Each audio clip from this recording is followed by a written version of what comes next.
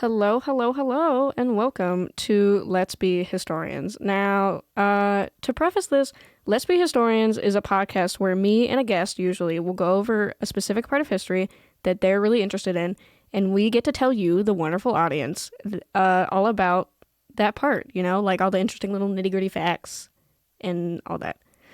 Except, plot twist, since this is the first episode and I'm quite literally by myself,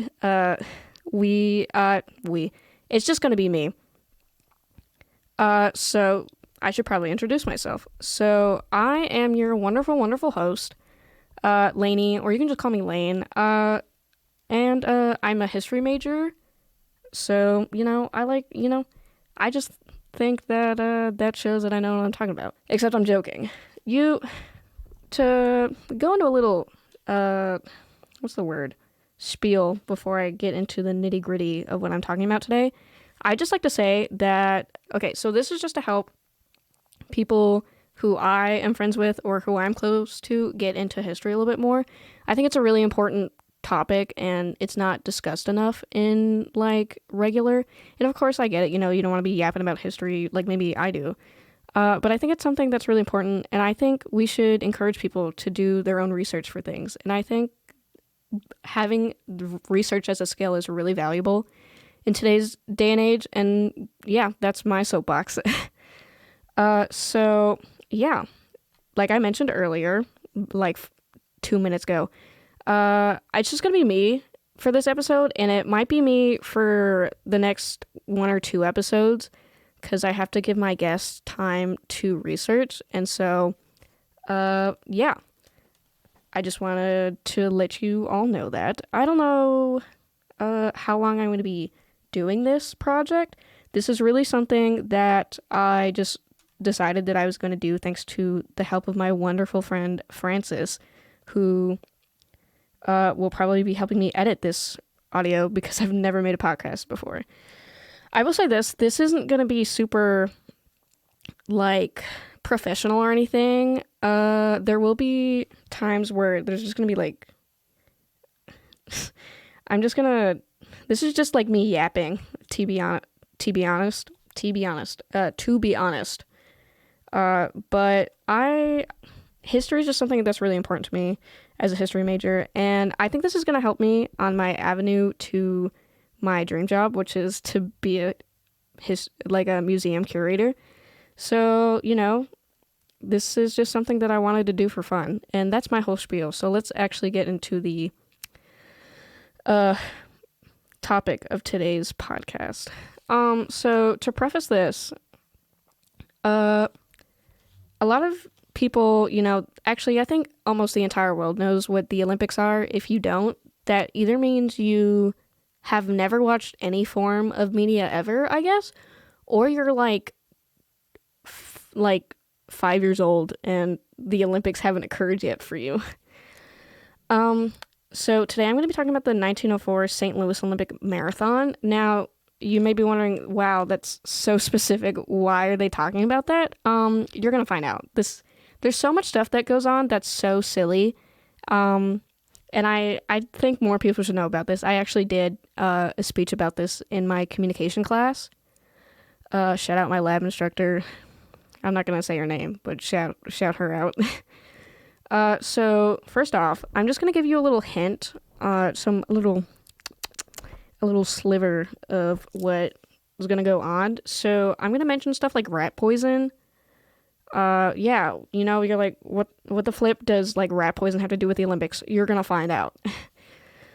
Okay, so to start off, what's the deal with the 1904 Olympics in general? So the 1904 Olympics were the first Olympics to ever be held in America. Before that, they were all held in European countries and also Greece or whatever. But not anymore.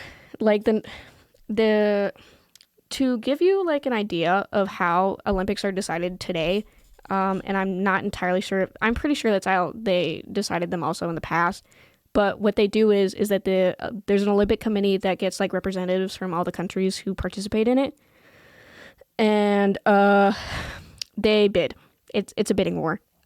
These countries will bid billions of dollars just to get the opportunity to host the Olympics, because it causes a lot of tourism and like traffic, and so smaller countries like really think it'll be better for their economy. It's kind of similar to how they decide like where the World Cup is and like where was the World Cup. Just a little fun fact, you might hear me typing on my laptop because sometimes I have to double check things, and I refuse to be giving false information because I'm so real like that. Where was the World Cup last year? Was it last year? It was last school year, I know that. It was in Qatar. Yeah.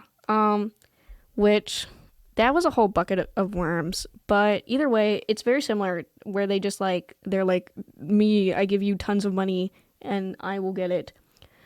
And we most recently had the 2020 Olympics in, was it like 2022? I am really bad at keeping track of like time passing, so that's amazing. So yeah, anyway, off of that tangent, basically, this was new for America. Like, they were like, how does one run an Olympics? And you know what? Great question, America. I can't tell you that. But what I can tell you is that the 1904 St. Louis Olympics were, well, held in St. Louis. But the funny thing is that they were originally supposed to be hosted in Chicago. And the reason they weren't hosted in Chicago was because at the same time that the Olympics were supposed to be happening, St. Louis was hosting the centennial celebration of the Louisiana Purchase in the form of a World Fair, which, funnily enough, had its own issues with things such as anthropology days, which showed very racist depictions of other, I think it was races, but basically it was just like a racist sideshow, and people were like, wow, great. So that's wonderful. But basically people were like, you know what? I've got a really great idea. What if we put the Olympics in the same city as the World Fair? And so they did. And it was a shit show. But anyway, yeah. It was held in St. Louis alongside the centennial celebration of the Louisiana Purchase, and like overshadowed the World Fair overshadowed the Olympics by a lot. Like, it was ridiculous, and it's actually really ironic. So yeah, obviously, to give a little tidbit, why are the Olympics happening, or like what's the big deal with the marathon, is that the marathon itself is used as like a honoring of the origins of some Olympics, where some dude ran like really fucking far, and let me double check. It was a Greek dude, and a dude whose name I can't pronounce, who was a messenger in ancient Greece, and basically he ran from one part to another to like warn of like incoming danger. I think like somebody was like trying to attack Greece or whatever, and then he fucking died. He fucking died immediately. Like, he got there and he died. At least that's what the myth is. So yeah, some fun little history facts about the Olympics itself. So let's move on to the marathon specifically. So to give you some like fun little information about the marathon, to give you an idea of how much of a shit show this was, the marathon was ran on a dirt road. And that'll come into play in a little bit, but marathons and long distance running is not always great for... Sorry, I'm double checking something. Are not great for, like lungs, because you inhale the air and it does bad things to your insides. But yeah, so it was ran on a dirt road, and a lot of the people who were running this were not even like marathon runners. Like, there were a couple of marathon runners, like Boston marathon runners, who had done the Boston Marathon and were like, yeah, I can run the Olympics. I can run the Olympic marathon. Which, you know what? Kudos to them. And then there were mid-distance and short-distance runners. So, like, I played tennis, so I don't actually know distances. But basically, they were not really qualified to run the marathon. You can't, like, you can up and decide one day you're going to run the marathon, but you can up and decide you are going to run a marathon, like, a month and, like, a year almost in advance. Like, it's not an easy feat. I can barely run a 5K, if we're being honest here. So that's what's really funny about that whole shebang. But yeah, a bunch of people showed up and were like, yeah, I'm going to run this. And you know what gets us really funny is I'm going to tell you how many runners there were in the beginning, 32. And then later I'm going to tell you how many finished. So yeah, the majority of the runners had never run a marathon before, and it was on an unpaved dirt road. So, and there was only one water stop. Like, there was, you know how, like, in a lot of marathons, they have, like, multiple, like, water tents throughout the thing. There was only one, and it was at the 12-mile marker. So you had to run 12 miles before you got any water. So now that we've talked about the marathon, like the race setup itself, let's talk about some of the very interesting characters we had running the marathon. So we had first off, I'm going to start off with a Cuban runner. His name was Felix Caval. I don't have good pronunciations despite being a Hispanic myself. Whoopsies. But he showed up in pants and, like, non-running shoes. Like, they were just shoes made for walking. It's like if someone, like, some dude showed up in, like, Oxfords. And someone was like, no, I'm going to cut your pants because you can't run in pants. Not those pants anyway. They were trousers. So, yeah, he basically ran in jorts, which I think is really funny. But, you know, he would actually do pretty good with the race until he got a little hungry, got a little munchy, you know? Sometimes I do exercise too, and I get a little hungry, so I completely get Felix for this. However, I don't think I'd make the mistake of eating rotten apples from a nearby orchard, which is what he did, and then proceeded to, like, get stomach cramps because he ate rotten apples, and he had to take a nap and still finished fourth. To give you some context, he finished fourth after laying down for, like, quite a bit. And the next runner, you know how I mentioned that it was on a dirt road? Well, here's why that's not great. So a American runner named William Garcia, who originated from California, would suffer almost fatal stomach hemorrhaging from inhaling so much of the dust from running. So he did have to be hospitalized, and no, he did not finish the race. Next up is a South African runner who, in my notes, I didn't put his name, and I think that was because I'm stupid. I don't know why I didn't do that. So he should be recognized for his efforts. We're gonna Google him real quick. The Google search I'm doing is South African runner chased by wild dogs Olympics. His name is Len Tao. That's an interesting name. But yeah.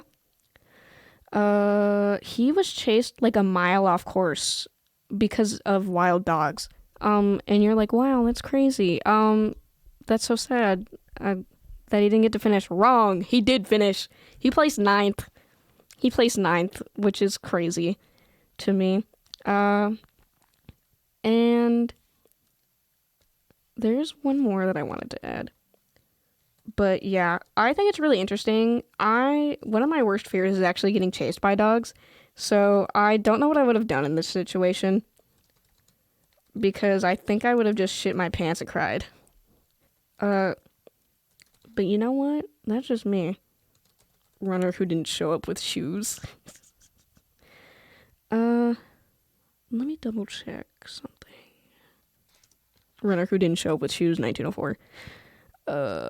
I actually might be getting my Olympics mixed up. So, fun little tangent here, actually. I competed when I was in high school in a UIL academics. For those who don't live in Texas, that's like a academic competition for nerds, because you just take tests and you read books and you take tests on the books. So yeah, that's what that is. But 1 year, like, Olympics was one of the, and this might just be like outing how old I am. I'm 18, by the way. So And what's really funny is that I read a book on the 1960 Olympics and it's changed my brain chemistry ever since. Like, if I wanted to, I might do my, is it your dissertation? Like, basically, I'm planning on going to, like, grad school or whatever. And whenever you have to, like, argue something or you have to do, like, a big research project, I want to do mine over the Olympics as of right now. That might change, but it's been, like, 3 or 4 years, and I still have, like, Olympic brain rot. But, yeah, that's why I love the Olympics so much. I read a book about it once, and I was like, I need to know more. But, yeah. I couldn't find who, like, showed up. Like, there was someone, and his name was Jim Thorpe, but that was for the 1912 Olympics. And to be honest, that's so fair of me. There's so many Olympics since it's been going on for, like, 4 fucking ever. So, my bad, y'all. Got your hopes up for no reason. But, yeah, so you know how I mentioned a couple minutes ago that there were 32 runners in the beginning? 14 of them finished in total. Only 14 of them would finish because most of them, dropped out. You know why? Because you don't just, like, show up and having never run a marathon to the Olympic marathon and be like, yeah, this is going to go great. Sorry. I get a little excited.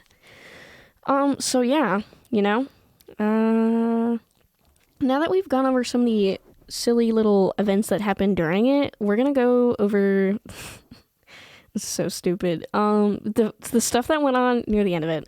So, if you don't know anything about the 1904 Olympics, which I'm sure a lot of you don't, because why the fuck would you? I'm the only one with Olympic brain rot here. But essentially, an American athlete named Fred Lors would he would get stomach cramps running the marathon and decide, you know what, fuck this, I'm gonna get in a car. And he got in the car and then he would wave to the people on the streets watching the runners and he'd be like, hi. I don't know why my voice went up like 2 octaves, but he would get in a car and he would run up to he would ride about up to 5 miles to the finish line, and then would get out of the car and then he ran the last 5 miles and finished first. Well, no shit, because he was probably going like twice the speed as everybody else because he was in a fucking car. Who am I yelling at? That's so sorry, listeners. No, but yeah. I just think that I think Fred Lors is kind of an icon for that. And so when he got there, he won first place, obviously, and was hailed as a conquering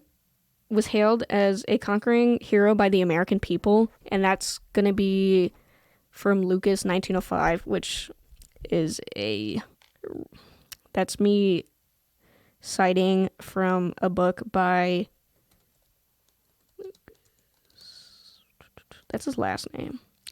Basically, it's this book that this dude wrote who was there, and he was like, yeah, it was a shit show. Let me look it up for you listeners. Lucas 1904 Olympic book. Yeah, it was the Olympic Games 1904 by Charles J.P. Lucas. And basically it's the official report of the Summer Olympic Games in St. Louis. It's in English and all that, and it's got 147 pages. So that's a quick short read, but that was just me. Yeah, like in the book, he's hailed as, it says, like conquering hero by the American people. And then within the next few lines, Lucas is like, of course I knew the truth and I knew that he was a cheater and a fraud. And so Fred Lors' like medal was like swiftly taken away when they were like, oh shit, he was a liar. And so he'd be discovered and stripped of his awards. Who did actually win was a different American runner named Thomas Hicks, who would win the marathon, like I mentioned, but not without some bumps in the road. Don't mind my pun here, I guess. But no. So some fun little facts. In 1904, doping was not illegal yet for the Olympics. That wouldn't become illegal till... that's not what I wanted. When would